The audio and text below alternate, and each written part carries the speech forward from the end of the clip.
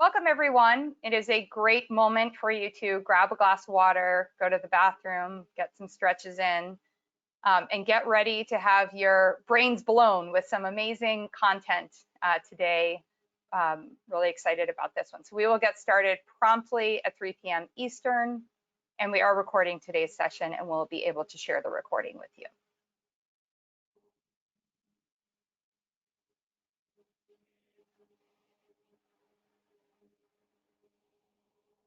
Okay, well, it is 3 p.m. Eastern. Welcome, everyone.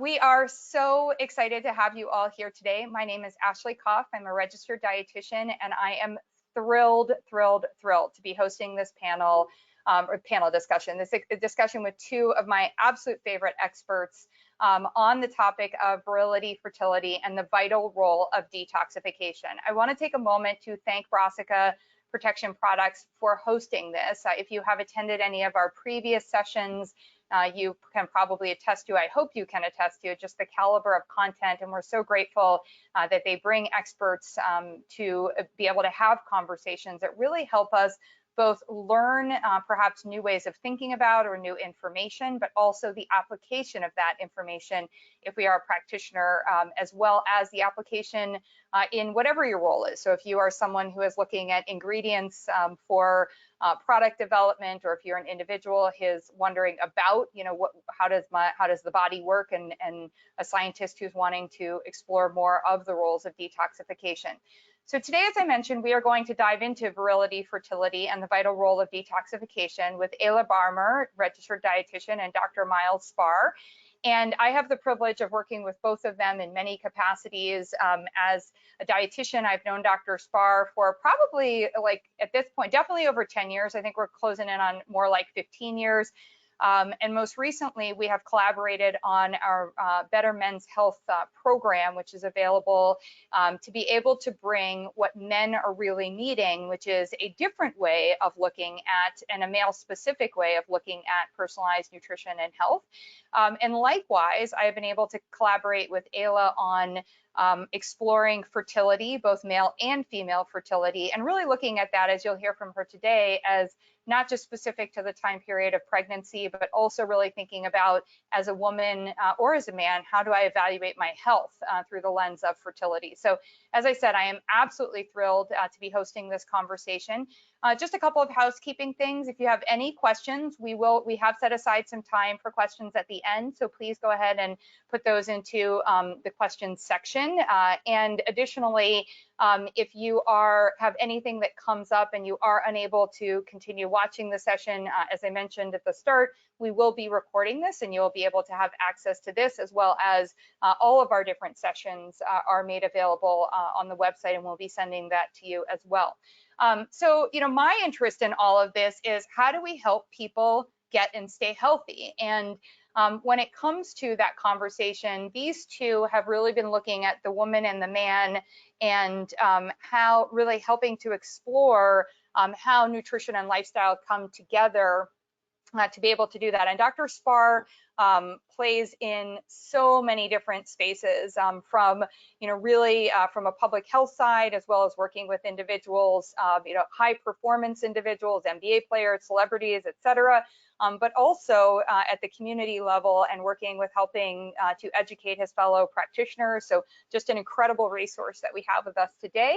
And Ayla, as I mentioned, is also someone, as a dietitian, who has really been at the forefront of female fertility, and also bringing together that it's not just a female. So we have this incredible tag team of practitioners here today. She's the founder of Fullwell, which is a fertility, wellness, and education brand.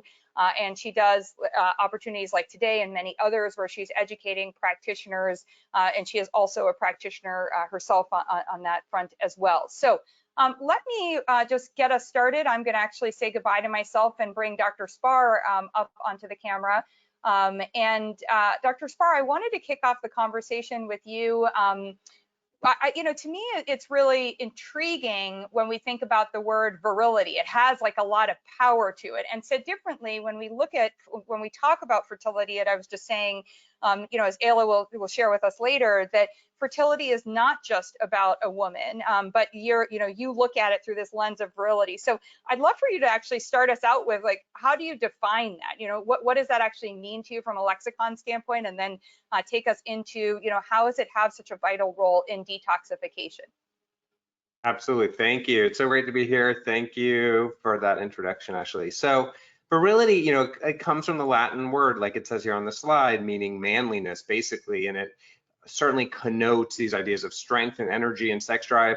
But it's a really interesting time right now, right? Because what does it mean to be a man, to be manly, and to be a good man? And what is manhood all about? I think in these last few years, that's come into question because of Me Too, because of COVID and the differential impact socially that COVID's had on the genders. I think some guys who kind of ascribe to this older notion of virility as kind of stoicism in the John Wayne kind of version of manliness and virility weren't as successful as more modern men who see manhood as sharing vulnerabilities and things Brene Brown talks about, and how important it is to get real with people and not just to talk about sports events, but yes, certainly to have connections and the importance of that in a very real way. So what being a man has been changing in, I think, a really exciting way, social and emotional development of men. Even as you mentioned, I work with NBA players. Some of the NBA players have come out talking about their struggles with mental illness and how much that's been helped by being less as tied to these older concepts of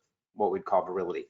It also is interesting to note when you're looking at kind of nutrients and supplements that every culture kind of has supplements and nutrients that are meant to promote virility. It shows how important virility is to cultures across time and across geography. When you look at, like, in Chinese medicine, there are the ginsengs. In Asian medicine and Ayurvedic medicine, there's tribulus. In Latin American and Native American medicine, there's maca root. Every kind of culture has like some kind of herb or some kind of tradition around manliness and virility. So I think that's important. And I think in terms of detox, a lot of it has to do with stress, because we know that issues around virility can come from, or having problems around virility can come from medications. Certainly we know about like SSRIs and antidepressants and how that impairs kind of some of the libido issues. We certainly know about hormonal issues and low testosterone causing libido problems, and we'll talk about that more as I go along.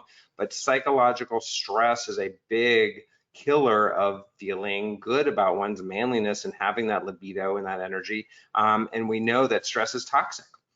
Stress causes inflammation. And so until a guy gets to that point where he has a more modern concept of what does it mean to be a man, and he's experiencing all that stress, detoxification is important so that he doesn't cause actually inflammatory damage from all the stress that's building up that he hasn't yet learned how to kind of process. But that leads right into, when I do the next slide, fertility, right? So that's the other thing we're here to talk about. Is virility is one thing around libido and around manliness, and that's really impacted by testosterone, but so is fertility, and that's a big part of this, and how detoxification is so important as well. I mean, Ayla really specializes in fertility from both genders, especially, a lot on women, and it's a lot more difficult to understand all of the things that affect women's fertility. And guys, it's a little simpler. So I think by the end of this discussion, you'll have a really good sense. It's harder to learn all that around women's fertility in less than an hour, but around men's, it's not all that complicated. All we have to do is produce swimmers, produce them in the right number, get them to where they need to go. Basically, the sperm needs to get into the semen, and the semen needs to get either through assisted reproductive technology or naturally into a place where it can meet an egg.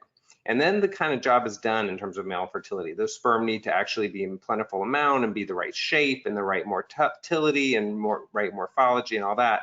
So, that's what we want to focus on. But there's a lot that impacts that. So what impacts all those elements I just talked about are things like medical factors that can impair sperm production.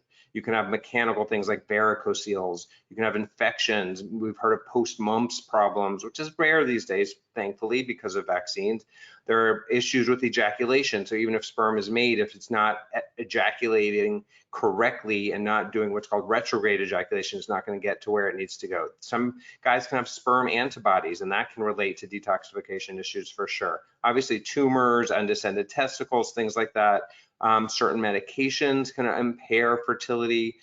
Certain drug use can certainly impair fertility. But we also think a lot about things like hormone imbalances, and that's absolutely impacted by detoxification and how healthy someone is with their hormones. So testosterone and estrogen and DHT and DHEA are all really important androgenic hormones. Estrogen obviously isn't androgenic, but it's an important hormone for men that have to be in balance for testosterone production to happen correctly. And that whole hypogonadal pituitary or hypothalamus pituitary gonadal axis have to be just right so that testosterone is produced correctly, triggered by LH in the pituitary, and sperm are produced correctly, triggered by FSH as well.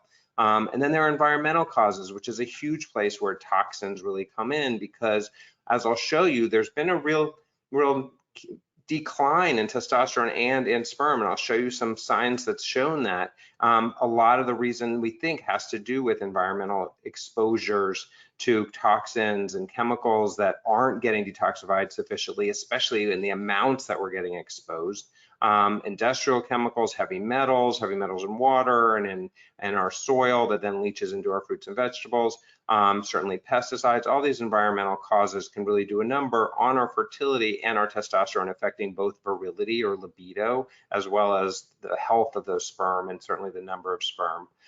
Behaviors really affect things, and I purposely skipped over stress because I'm going to change the order that's on the slide there. But things like drug use, we know, for example, chronic opioid use decreases testosterone production very directly, but also cocaine and marijuana use can impair fertility without affecting testosterone. Chronic alcohol use, if it affects the liver, that's going to impair healthy sperm production. Tobacco smoke has been shown to actually, both primary and secondary exposure has been shown to lower sperm count. And then weight, obesity is a big factor in impairing fertility through a bunch of different mechanisms. And we'll talk about that a little more as I go along. But obesity impairs fertility. Number one, it directly impairs the sperm growth themselves through oxidative damage, because we know adipose tissue isn't inert. It's not just like a blob, it's actually very physiologically active. So A, it leads to decreased testosterone because it's aromatizing. It makes testosterone get converted more to estrogen the more adipose tissue a guy has.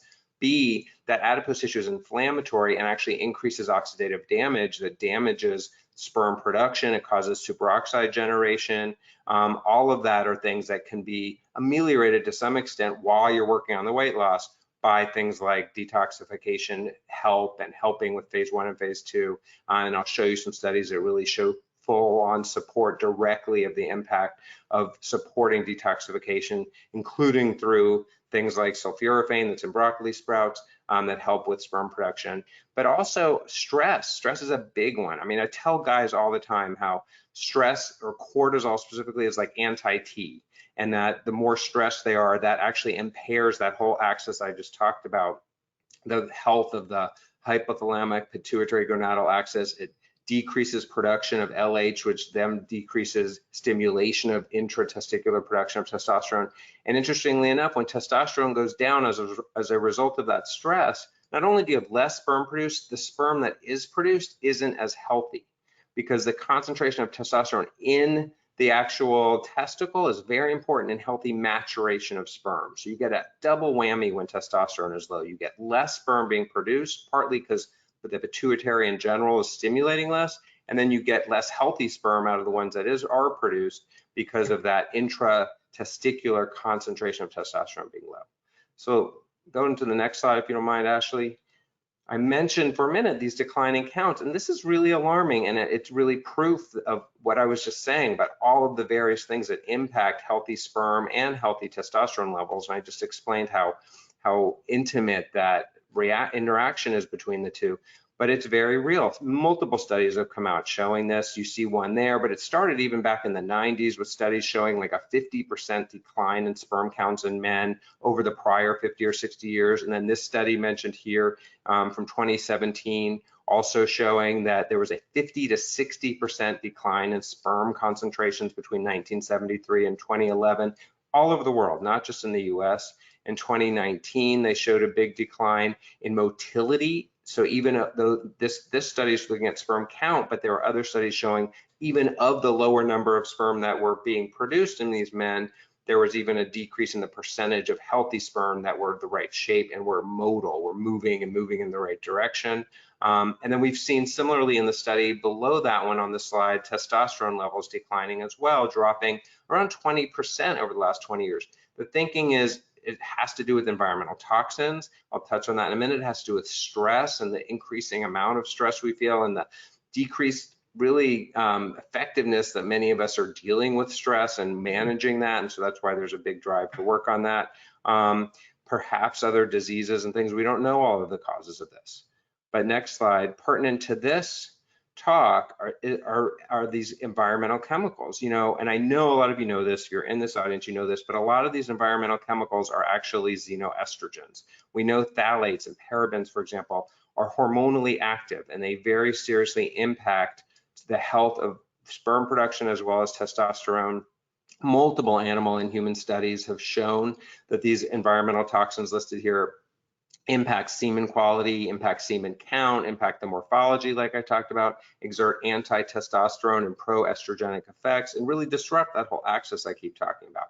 And in fact, they've shown, just interestingly, I was looking at, but what exactly are guys specifically being exposed to out of all this list? Because you see nail polish and polish removers and a lot of these things here. So there was one study I found that was interesting that showed for phthalates, which by the way, we can find phthalates in the urine of over 90% of Americans, right? They're just everywhere. In fact, I just saw a study this morning that showed there are microplastics that were found in brand new ice in Antarctica, which was really sad. But anyway, so phthalates are everywhere. So in men, it was cologne, perfume, and deodorant were the main causes. And then with parabens, it was suntan and sunblock lotion and hand and body lotion. So really educating our patients about trying to get products that don't have these in there is really important, as well as supporting the body and eliminating them and detoxifying them, because that has direct impacts on virility and fertility, on testosterone amount, and on sperm health, sperm production in terms of number, as well as the motility, morphology, and all that.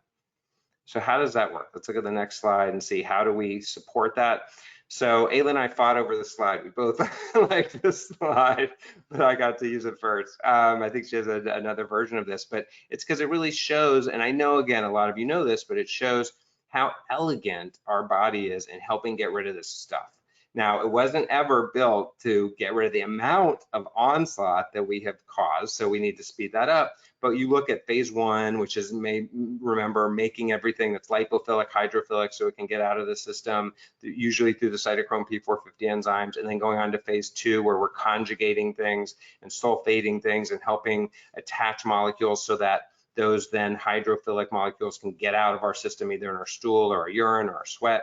Well, so genetics play a big role in this. If you have genes, for example, that speed up your phase 1, like there's cytochrome P451B1, if that's really fast, but then you have slow genes relating to sulfation, glucuronidation, things like NQO1, which remember is an enzyme that reduces the reactive quinones to less reactive metabolites, and NQ1 is activating NRF2 transcription factor. So if that's weak, we end up with a buildup of these things between phase 1 and phase 2 that can be toxic. We need to support those NRF2 transcription factors to help make up for things like that. So you see people that are having symptoms related to this because they're not clearing their toxins. You need to think about supporting their NRF2 activity. The same with SOD, with superoxide dismutase. If you see people with genetics where they have slow manganese SOD activity, they're going to build up these reactive oxygen intermediates because they might be fine with phase 1. They might have the B vitamins, and they might be even having over fast cytochrome P450 systems. But if they don't have that phase 2 and all of these important steps listed there working efficiently, either because of dietary issues or genetic issues, they're going to need support in that. And the support largely comes through really helping to upregulate some of those NRF2 transcription factors to help clear out all of these potentially toxic metabolites. So you want to look at genetics, all the things on the right, the nutrition, how well they're clearing things through. Do they have infections? Do they have heavy metals? Do they have medications? What could be interrupting any of these? But one of the most common things we see, like I said, is when phase 1 is doing okay, but phase 2 isn't, and then they get these reactive intermediates. And that, you can go to the next slide. That's what can really affect, especially testosterone and sperm. So how do we help with that? Well, it comes to be pretty obvious from what I was just saying. You really want to focus on helping support all of these pathways, especially those phase 2 and there's NRF2 pathways. So diet, so raw cruciferous vegetables, and we know who this is supported by, but that's because this is so true. So we know, for example, that cruciferous plants, cabbage, kale, cauliflower, broccoli, are very good at upregulating these phase 2, these NRF2 pathways, especially broccoli sprouts, because they have sulforaphane, which literally is 50 times more potent then broccoli sprouts are 50 times more potent in this than what you see in regular broccoli that you buy at the supermarket. So trying to add broccoli sprouts to shakes or into your diet or taking sulforaphane as a supplement is much more potent. Obviously, it's great to get the regular cruciferous vegetables, but that's an especially powerful one. And then obviously working on removing some of these toxins as much as possible, eating organic, especially among the dirty dozen of produce, and eliminating as much as you can some of the exposure to some of these environmental toxins, especially the ones that are estrogenic. Don't heat up plastic in the microwave if you are exposed to plastic, things like that. Avoiding toxins, using infrared saunas and lymphatic massages, and then supplementation, as I mentioned, things like sulforaphane, but also the B vitamins to help that left side of the screen, the phase 1, selenium, magnesium, really important. Some methyl donors might be really important, like SAMe, because you need methionine for that pathway. And the last thing to think about are binders. If someone's really not clearing things out at the very tail end, so to speak, some of the binders that can help prevent absorption of things can be helpful. Next slide. Great. So, you might say, well, great, but you mentioned that obesity is a big cause of issues with sperm health and sperm and fertility. And so if someone's overweight, I don't really need to worry about all these other things. I just need to get them to lose weight. And that's obviously the case. You really want to work on weight loss because, like I mentioned and really wanted to emphasize, obesity actually can be a very significant cause of impairment for all the reasons I said. It can upset testosterone production. It can cause more testosterone to be converted into estrogen via aromatase, and it directly causes inflammatory and oxidative damage in the testicles, affecting sperm production and sperm health. Well, what's really exciting, what's interesting is while you're working on that weight loss, which is so important, there are things you can do to minimize that damage that's there. So obesity is just one example of a cause of oxidative damage, but it stands to show other things like those toxins causing oxidative damage can be ameliorated to some extent by sulforaphane in this study. A really well done study in mice that looked at 130 mice that they purposefully made some of them gain weight, and then they measured the oxidative stress from that weight gain, how it was impacting both testosterone levels and sperm production, and they measured some of the oxidative stress byproducts. And they found that certainly those mice that did gain a lot of weight did have more oxidative stress as measured by things like superoxide dismutase activity that was meant to clear it out and by these toxic byproducts. Yet when they were given sulforaphane, they found that actually testosterone levels improved after they'd come down from gaining weight. They found that there was increased SOD activity, that there was better glutathione activity, that the sulforaphane administration actually inhibited the accumulation of toxic byproducts from oxidative stress. So really interesting studies showing that while you're working on that weight loss and while you're working on getting rid of those toxins and while you're working on all the things that are contributing to oxidative stress that will impair sperm motility and sperm health, you can actually do something to help support the oxidative stress part itself that's happening as a result of all of those inputs that you're trying to clear out. And sulforaphane, like I said in the study, was shown to be very good at that. So I will let you take up.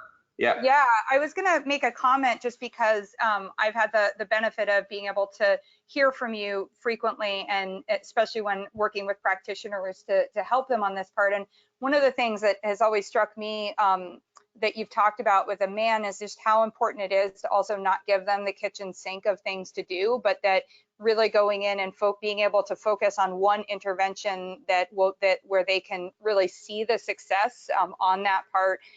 So what I was taking away as you were talking is just about how, in particular, as we're looking at this, as you mentioned, the broccoli sprouts and sulforaphane, that just the value that can add across sort of the whole profile of things that you're looking to address from a virility standpoint, and be a targeted intervention, as you're trying to. I'm not good at this, but you've taught me well to make sure that we just drip men with like one, keep it to one thing and have them really understand what that impact and see that impact and then move on to the next thing. So I was just going to comment that I really appreciated that. Yeah, one thing that's where you'll get the biggest bang for your buck. And exactly, eating more cruciferous vegetables isn't that hard. And as you see here, you get a lot of bang for your buck through multiple mechanisms. So I think it is a great place to start. Yeah, that's awesome. All right, so we're going to move from the man to the woman and come over here, Ayla. I wanted to, very similar to how, exactly similar to how I started off with Dr. Spar, I think it's really helpful. I've learned from both of you, whether in the definition of virility and here in the definition of fertility, that actually having this lexicon conversation, whether it's in, an initial conversation with someone when they're coming to you for, spelling out their goals, or even in your education, and we know our education is sometimes also our marketing efforts, to really help them understand what you mean by the term. So just to sort of get us to pivot from virility, fertility for the male and over to the female, I thought that I could ask you the same to really start off with defining it and then move into how it plays such an important vital role, the vital role of detoxification. Yeah, absolutely. And thank you, Dr. Spar, for laying such a great foundation here to transition. So the definition of fertility, technically speaking, is the quality or degree of being fertile. In other words, it's the ability to reproduce. But optimal fertility really encompasses so much more than just the ability to reproduce. And in fact, it's one of the main points that I try to make in my education is that it's relevant regardless of whether or not someone wants to have a baby at all. Fertility really reflects a homeostasis in the body in a sense. And when fertility is affected, it may be actually the first sign that there's imbalances, deficiencies, or insufficiencies in the body. And why is that? Well, it's by design, really. So we are biologically designed to survive first and procreate second. So the simplest way to think about where to start with fertility issues, in my opinion, is by asking the question, what is the body prioritizing over fertility? So what resources are insufficient, or where are they being diverted in order to prioritize survival? And that's where looking at fertility through a functional medicine lens is like a match made in heaven, really. Infertility is a symptom with a root cause or causes, and that's kind of what this tree image represents. I listed some of the big buckets under those roots there on the slide, and these are the areas that I evaluate, not only to identify what is negatively impacting fertility, but also to see what's needed for a healthy pregnancy and for baby to be healthy over the long term, because anything you're doing to positively influence fertility is also going to positively influence pregnancy health and baby's long-term health through epigenetic mechanisms. And we can move on to the next slide. So there's some significant limitations, though, to the current model of fertility treatment. We're intervening far too late, and we're missing the window to have the biggest impact on fertility and long-term health of babies and offspring. On average, a couple needs to wait about 6 to 12 months or more of trying to conceive, or after experiencing at least 2 pregnancy losses, before being considered for medical intervention. And that medical intervention often means really harsh medications and/or assisted reproductive technologies like IUI, IVF, which have unfortunately very poor success rates, but a very high emotional, physical, and financial toll on couples. Now, the best case scenario, and the one that makes the most logical sense, is to make preconception care and education the standard, because in that window of time, you can really assess and address the underlying root causes that I previously listed that may negatively be impacting fertility and would negatively impact pregnancy and baby's long-term health. And again, the benefit is potentially avoiding costly medical interventions and positively influencing the health of the pregnancy by reducing the risk of complications. And this is true, by the way, for addressing fertility in both men and women. So while fertility and that word, and why that word really embodies, we think of it as a women's health issue, right? Fertility is a women's health issue. But in reality, it does encompass both. And so by addressing preconception care and the health of both partners before conception, we can have a positive influence over the pregnancy and baby's long-term health. And that can have a multi-generational impact, which I think is really exciting. And ultimately, if a couple requires to choose or chooses, medical intervention, preconception, nutrition, and lifestyle changes are going to improve the chances of success of those interventions and minimize the risk and the side effects. And we can go to the next slide. So a question that I often hear is, why are there so many more fertility issues today than historically? There's a complex web of reasons for this that could be in its own presentation on it, in itself. But there's a few things that are really key. Primarily living in our modern environments with modern amenities, food systems, medications, artificial light exposure, environmental toxins, all these things put an additional burden on our systems and have an influence over our reproductive system and hormone balance. And remember that the body will always prioritize other needs over reproductive health and functioning first. I probably will come back to that point many times throughout this presentation, because it really is kind of the framework for how to think about fertility when there's so many possibilities for underlying root causes and issues affecting fertility. That's the question to always come back to. So there's a combination of things going on here. There's consuming fewer key nutrients and antioxidants, and there's depletions of what we're consuming, which leads to a real lack of resources spared for reproductive health. And more specifically for protecting egg-containing follicles and sperm as they're developing, and for hormone metabolism and overall balance. So on this slide, you can see I listed a few examples here of what some of the reasons why we see more nutrient insufficiencies or outright deficiencies. It could be inadequate dietary intake, depletion from medication, drug metabolism, which to the right, I have a chart there of some really common medications that that are known to, through their metabolism, require and therefore deplete some really important fertility supporting nutrients. We also see soil quality in modern farming practices, as well as food preparation, processing, time it takes for food to travel to us. We see nutrient loss there. Genetics, which Dr. Spar touched on a bit, diseases of impaired absorption, things that affect our digestive health. And again, increased needs to process environmental toxins, which we're going to get to soon.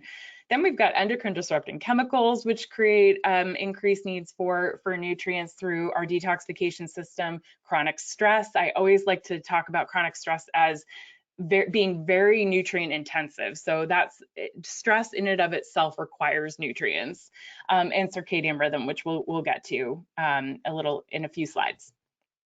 The next slide. Okay, so Dr. Spar already introduced a version of this diagram you're looking at earlier in the presentation, and the main takeaway here is that this one, albeit large, component of our detoxification system, the liver, requires a ton of nutrient inputs to efficiently process toxins that are in our environment, and which our body naturally produces endogenously as well every day.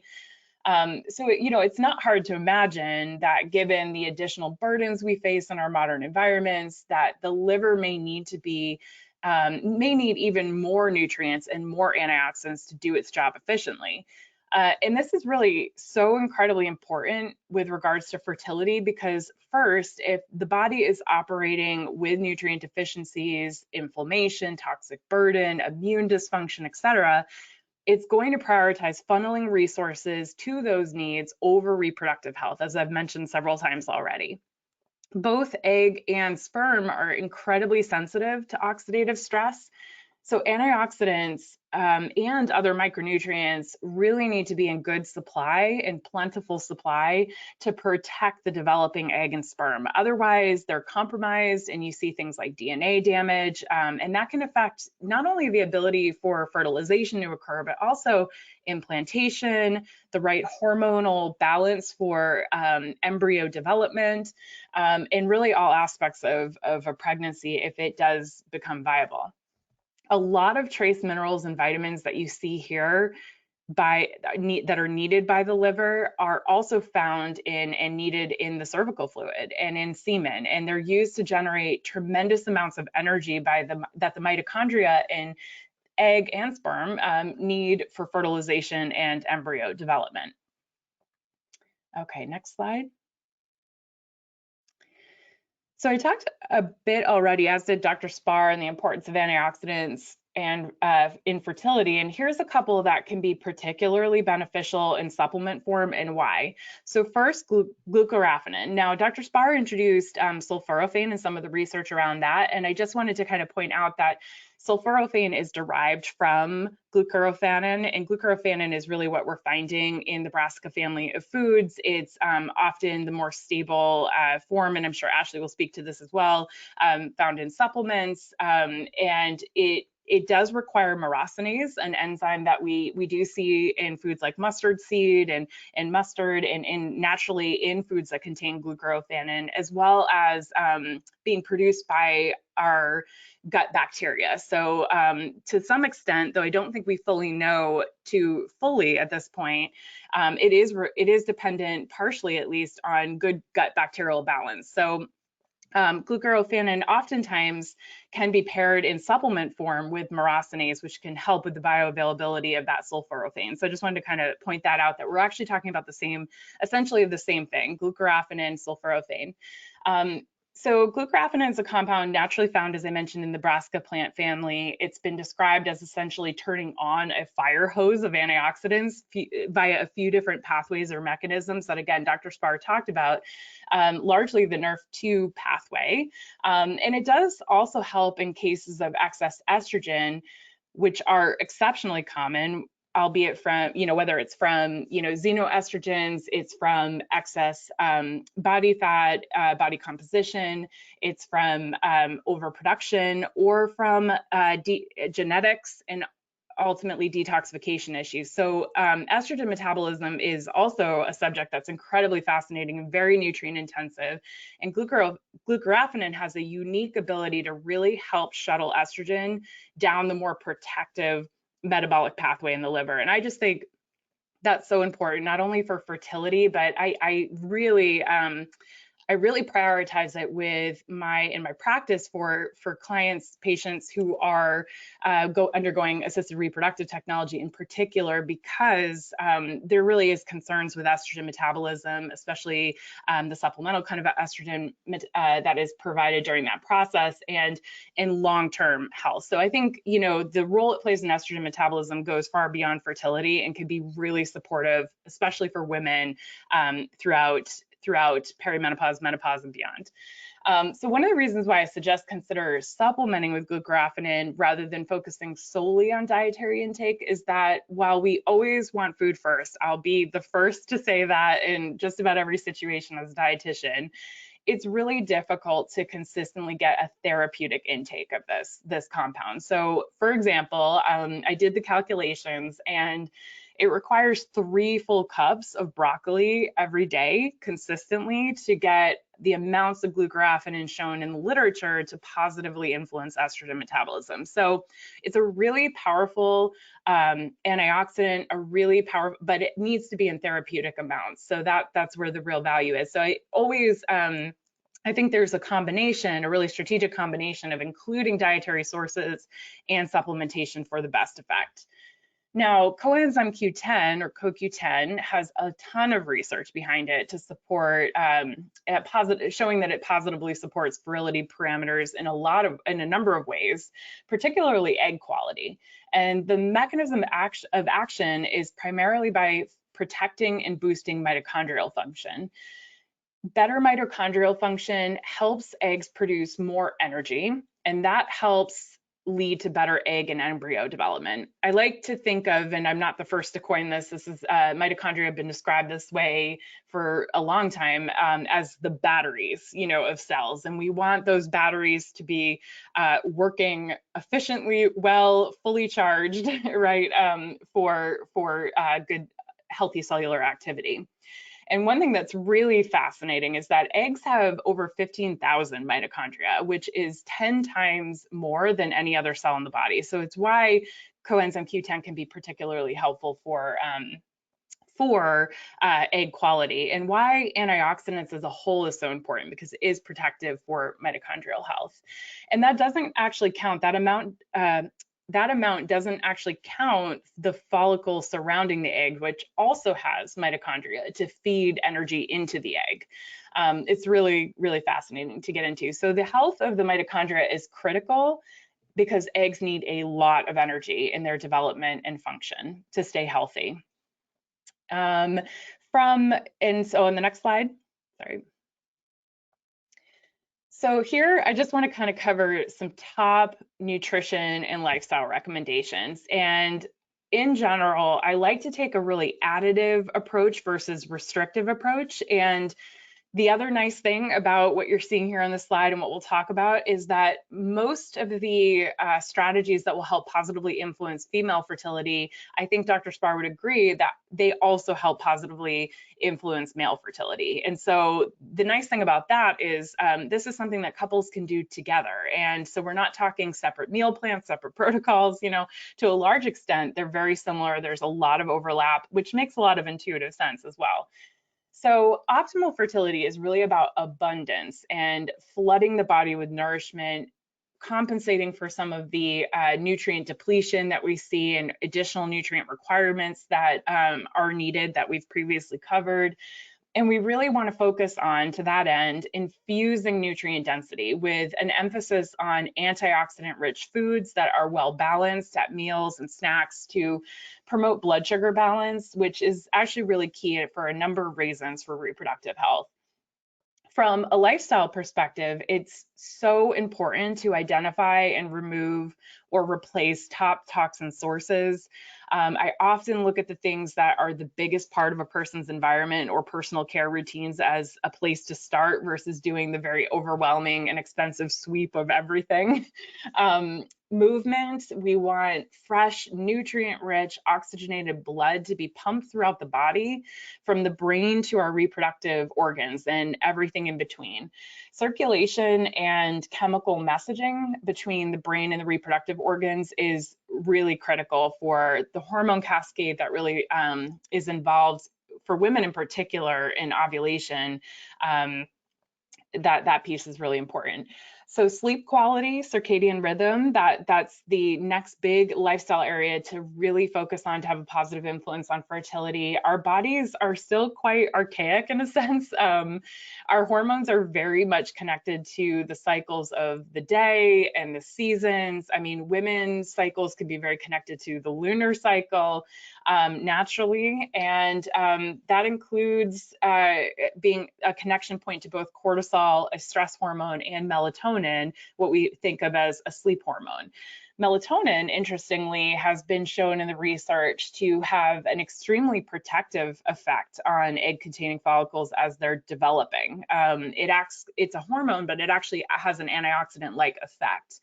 And these are some of the reasons why, because of this relationship between fertility, circadian rhythm, melatonin, sleep quality, this is why we see in the literature more fertility issues in night shift workers.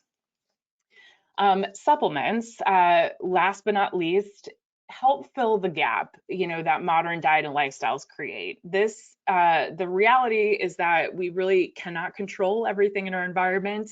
We're not going to be perfect. None of us are, you know, even when we know all of the things. And I'll, again, always wholeheartedly promote food, but strategic supplementation with quality evidence-based supplements is really smart. So I'll stop there and hand it off to you, Ashley.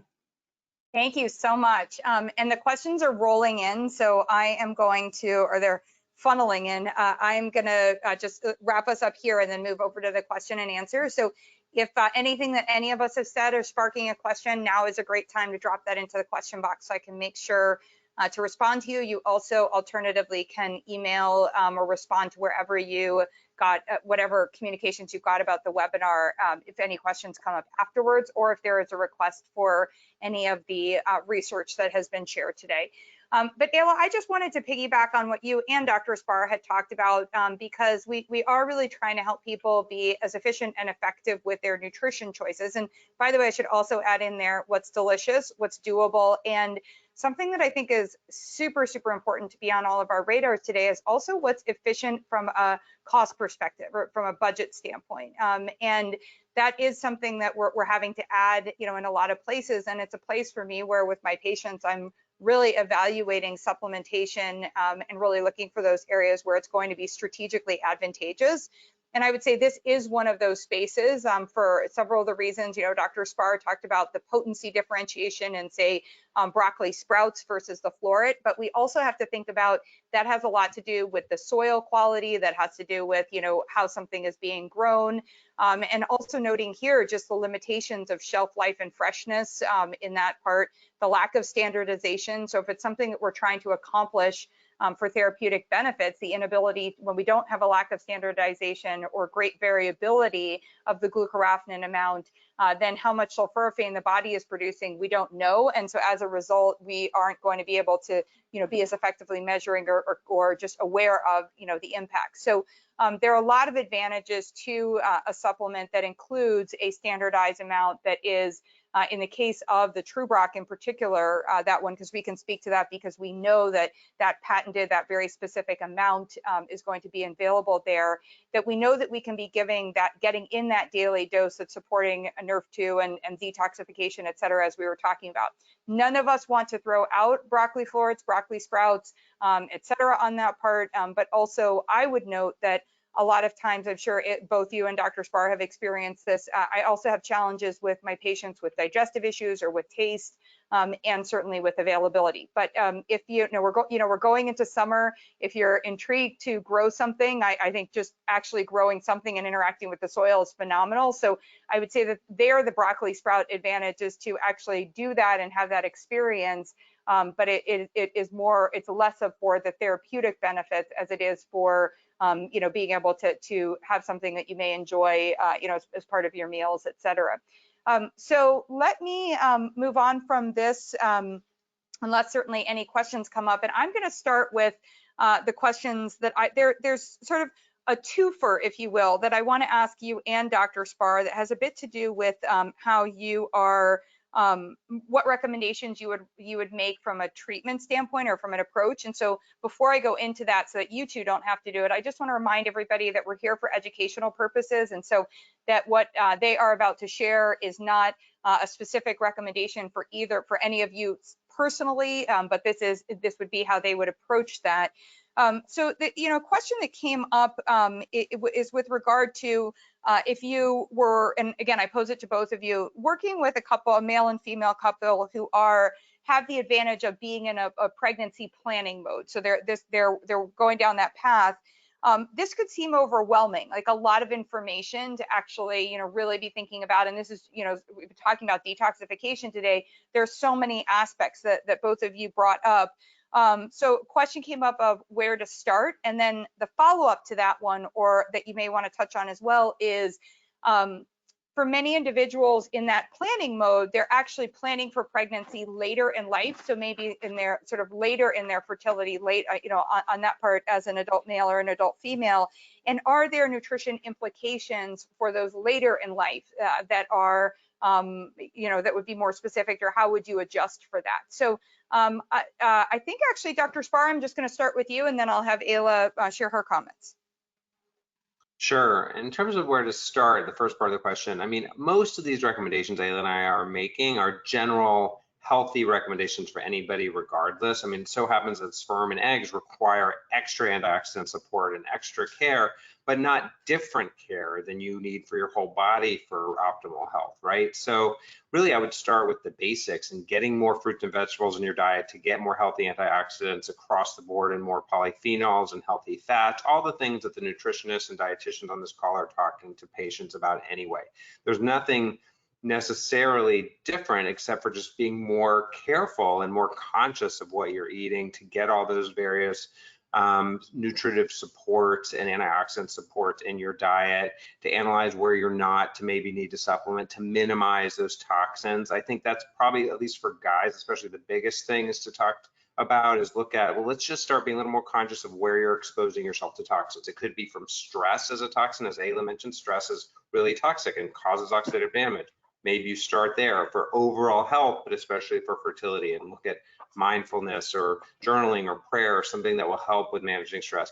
Maybe it's just not heating things up in the microwave that are in plastic, or drinking from the big water thing at work, or using a refillable water bottle. Maybe starting, if it's a couple at the house, get a water filter on the house, making sure that your water source is clean, and start being a little more careful when you're shopping for your fruits and vegetables. So it's basic stuff. I don't think it needs to be overwhelming, and it's nothing separate from overall health recommendations. Quickly on the second part, in terms of the older kind of person, I think with guys, it's really interesting because we used to think that was a female issue, that guys didn't have to worry about aging, that as long as they're making sperm, they're good. And that because we had Strom Thurmond, I'm from South Carolina, who's a senator who was like 80 and had kids, but he's a little bit of an outlier. There absolutely is a decline in sperm health, function, motility, morphology, and count as men age. And we know testosterone declines with age, and I already talked about how testosterone affects sperm health. So I think to that degree, it's about getting a good checkup, seeing a clinician that will do a whole hormone assessment. I think as guys age, they really need to look at their hormones. Testosterone declines with age. There is andropause, and that would be the #1 issue to start addressing as soon as possible. Not necessarily to take testosterone, but to look at, all right, if it's declining, what can you do nutritionally, lifestyle-wise to support healthy testosterone levels? Mm-hmm. Yeah, I completely agree and would second everything that you just said, Dr. Spar. And I would just say, the way that I look at it, if I'm working with somebody, and I would encourage anyone that's listening, is to kind of take a look at the recommendations that we presented, which, was a broad overview. It can get much more individualized than working with a practitioner for sure. But you sort of, do a little assessment and think first, what would have the biggest bang for the buck in your life? Where if you're eating primarily out and primarily fast food, right? Like swaps there and adding in more fresh produce and antioxidants is going to be a great idea for anybody. That's probably the top thing that I would recommend focusing on for both women and men, is to focus on antioxidant-rich fruit produce, which is all of them, and nutrient density. I got into fertility because I was really being initially the only approach that I was seeing from a nutrition perspective and lifestyle perspective with regards to fertility was I was being referred, clients over that were just told to lose weight as fast as you can, as much as you can. And while weight and body composition is an important component, it really is more about adding in enough resources to really protect and support and nourish fertility. So that's that piece. And with regards to age, one of the ways I like to think about it is it's a little bit less about the number, although we do have data that shows that women over age 40, men, I've seen data over age 45, there is declining reproductive health, declining fertility for a number of reasons. But if we look at why, it's kind of this cumulative effect of depletion and stress and oxidative stress that happens over time. And I think that hope is not lost. I always try to take a positive outlook, having worked in this field for quite a while now, and with many couples that are over 40 and trying to conceive. And that's where being really strategic, coming in with extra nutrient support, more nutrient density, possibly more supplementation, more antioxidants to combat some of the cumulative effects, that aging presents with oxidative stress, that can help reverse, and sort of mitigate some of the issues. I mean, sperm are constantly being, produced, and eggs are maturing over, 3 to 12 months, preconception. And so there's opportunity to come in at any point, at any age, I think, can have a positive influence. And to that end, just finally, I think fertility is something to, and reproductive health and function is something to look at beyond the desire to have a baby, and can be a marker of health, through as someone ages, so that piece is also important. Awesome. So we have a lot of questions. We are not going to get to all of them. I'll ask you, I think for the next couple ones, these can be shorter, and I'll just ask you to, I went intentionally with the kind of big picture to address people who are feeling overwhelmed. But I'll ask you guys to, either one of you, to just pick these. So one question was, as it relates to antioxidants, both of you have talked about talked about incorporating them in. But wondering if there are tests or how do you evaluate if somebody needs these and how much they need? So like kind of from a dosing standpoint. I can jump in real quick. I mean, number one, I'm a big fan of genetic testing to see who's likely to have issues. Like I mentioned, you can look at those detox genes and see who's likely to have issues with either phase 1 or phase 2. You can certainly do micronutrient testing if somebody has symptoms. It's easy to do some testing more than others. You want to make sure you're testing those that are primarily intracellular. You want to be checking intracellular levels also. In addition to extracellular, there are lots of labs that do that. But you would also see hints in things like inflammation markers like CRP or ferritin or other inflammation markers. You would often see symptoms of whether it's brain fog or depression or frequent infections. So there might be clues that there are some nutrient issues. Yeah, I would agree. And I think when I see recurrent pregnancy loss, when I see uh, things that are pointing towards symptoms that are pointing towards more of an egg quality or potentially sperm quality issue, then I think, okay, let's infuse without testing. We know we're probably going to need more key nutrients, more antioxidants. I would say that approach, whether or not you test, is going to be helpful and supportive. But in practice, I'm looking at genetics as well. Micronutrient testing is I find really valuable. Sometimes I'm looking at hormone and hormone metabolism, and that also points to a bit about what might be going on with genetics if we're not running that. So, and then I think testing is really helpful to get targeted, but I don't start there. There's so much that can be done, before you get to that. And I would just caution folks around just running just blood levels of nutrients, through, just standard conventional kind of blood levels of nutrients, because that's very transient and can change frequently. So when you really want to assess nutrient status and maybe some of the more specialty testing, which can be quite a bit more expensive, may be more useful. But I like to pick and choose and prioritize what makes sense when I'm working with individuals. Yeah. I love that. You've also always taught me, and we've talked about it as it relates to iron, like where it's, high iron, low iron, like that's actually not telling you really what's going on with the iron. And so, being able to do that assessment of what they're eating, what they're taking in, what's going on, all those other pieces is so helpful. One of the things that struck me, I think, in conclusion, that I'd love to have you comment on is, when we talk about all these antioxidant fruits and vegetables, we're such a long way away from like what so many people are purchasing, sort of these ultra processed packaged foods, and sometimes even ones with quote unquote health halos, the protein powders or bars or superfood, infused, versions of things. But in that processing, of course, nutrient loss, but also then nutrient fortification. So I'd just be curious, this is probably more for you, Ayla, but just sort of looking at the consequences, if you will, on ultra processed as a foundation in your diet and its impact on fertility.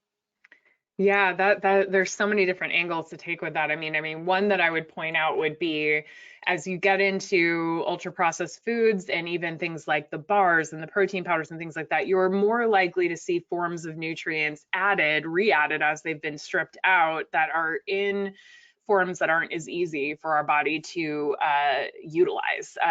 Folic acid would be a good example of that. And for some reason, that's become a really controversial topic, but methylfolate and folinic acid is what we find naturally in the food supply. Folic acid started being supplemented or fortified in the food supply in the late 90s and is the much less expensive version of that, but it's absorbed really well, but it's not utilized by the body as efficiently.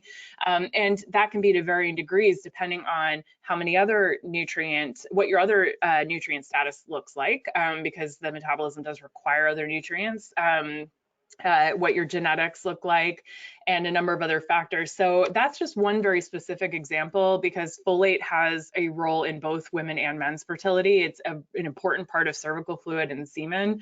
It does play a role in a number of ways with, healthy development, healthy reproductive function, hormone balance, and even liver detoxification.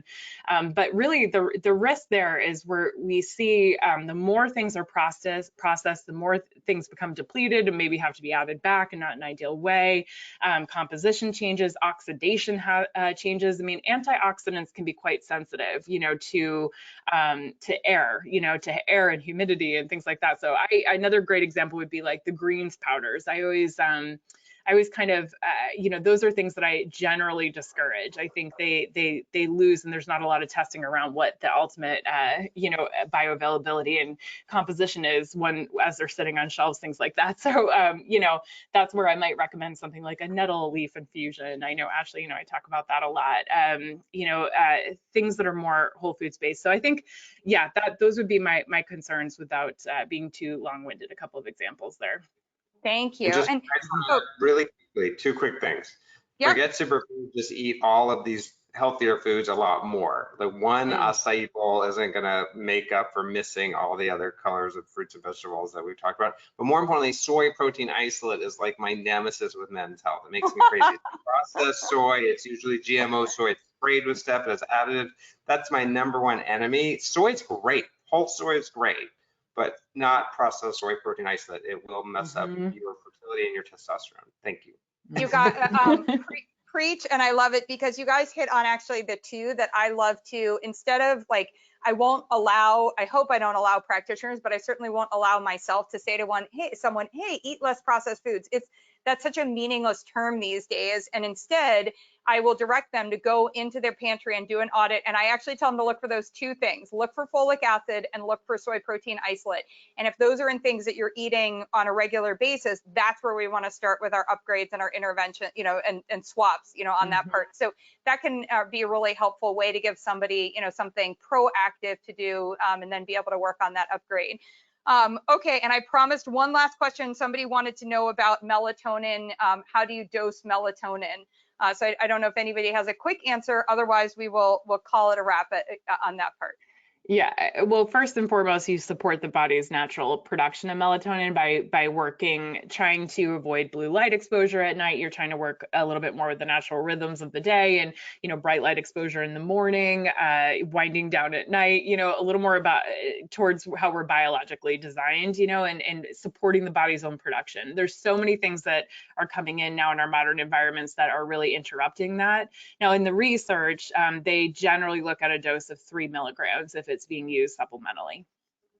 Awesome. Okay. Well, I just wanted to first of all, thank both of you so much for your expertise, your time, and your enthusiasm. We know a lot of people weren't able to join us live, but are so excited to be getting the recording. So I just want to echo then also, as you get the recording, if you have questions, of course, you can ask them directly. You can grab Dr. Spar at drspar.com. Ayla's at Fullwell Fertility. And be able to ask them questions. They also have incredible resources of free information for practitioners and individuals. So highly, highly suggest that you follow them and support them. If we can be helpful at the Better Nutrition Program, or if I can provide you with any resources. And then just a huge shout out to our host today, Brassica.com or TrueBrock.com, where you can get all of the information that at any point in time, if you want to whet your appetite or dive super geeky into all of the research around glucoraphanin, sulforaphane, NRF2, detoxification. Dr. Jed Fahey has just an incredible clinical wheelhouse of great resources there for you, as well as others, as I mentioned at the start, other presentations that we've had with incredible experts. And I hope, speaking of others, that you will make sure to stay on our email list so that we can be the first to notify you of our next webinar, which we are super excited to be bringing additional experts to the table for. So thanks to everyone for joining us today, and we are so grateful to our experts, and have an incredible rest of your week. Thank you. Thank you. Thanks, Cal. Bye, guys.